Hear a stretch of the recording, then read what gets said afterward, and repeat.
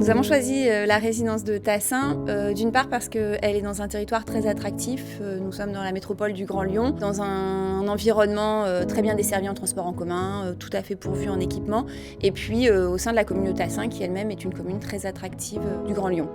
Pour moi, ça fait partie des projets qui ont le plus de sens. Dans les projets que je fais aujourd'hui, là, que j'ai en ce moment à l'agence, je crois que c'est un projet où il y a un vrai sens, en fait. Voilà.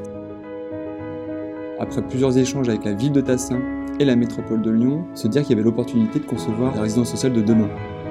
Et la volonté de casser les codes. Tassin, pour nous, c'est un petit peu l'illustration de notre plan stratégique de patrimoine qui vise à transformer tous nos anciens foyers en des résidences sociales de demain et parfaitement adaptées aux nouveaux besoins. Les principaux enjeux de la démarche Smart City qui a été menée sur le projet de Tassin étaient de créer la résidence de demain, une résidence plus inclusive et moins stigmatisée.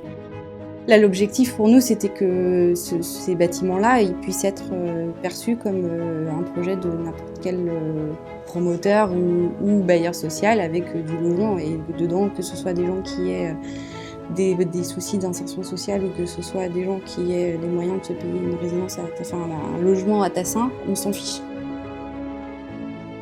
Repenser l'habitat pour mieux habiter. Et notre travail à nous, il est là en fait, il est d'offrir aux gens un vrai bien-être, au moins les outils pour quoi.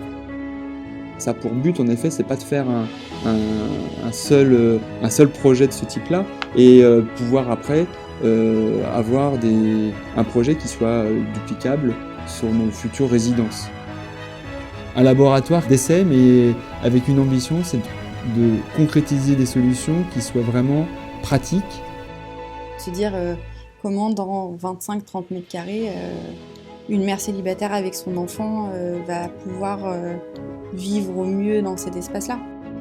La démarche qui a été menée est particulière puisqu'en fait elle englobe tous les champs de réflexion, à savoir tout ce qui va concerner les services à la personne et puis tout ce qui peut concerner de manière plus large les services au quartier. Par exemple, la salle polyvalente, qui est une salle qu'on réalise toujours dans une résidence sociale, est la plus grande, dimensionnée pour recevoir du public. Elle est modulable et sa vocation à terme est bien d'être mise à la disposition des résidents, mais aussi éventuellement d'associations de quartier, des services municipaux, etc. Sur le même principe, on envisage de créer aussi un jardin partagé qui pourra éventuellement être ouvert aux riverains. Nous avons intégré en amont dès la phase conception la possibilité de venir rapporter un étage supplémentaire. C'est-à-dire que les fondations ont été dimensionnées en conséquence, toute la structure du bâtiment et les équipements sont dimensionnés pour pouvoir à terme rajouter un étage supplémentaire sur le bâtiment.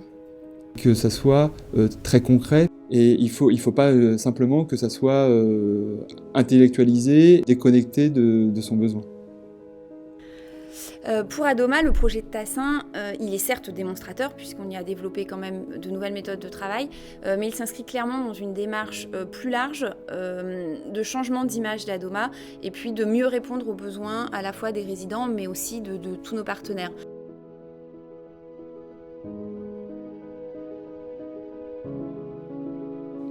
Je pense que si les gens sont contents d'ouvrir leur porte de chez eux, demain on aura réussi notre pari et notre challenge.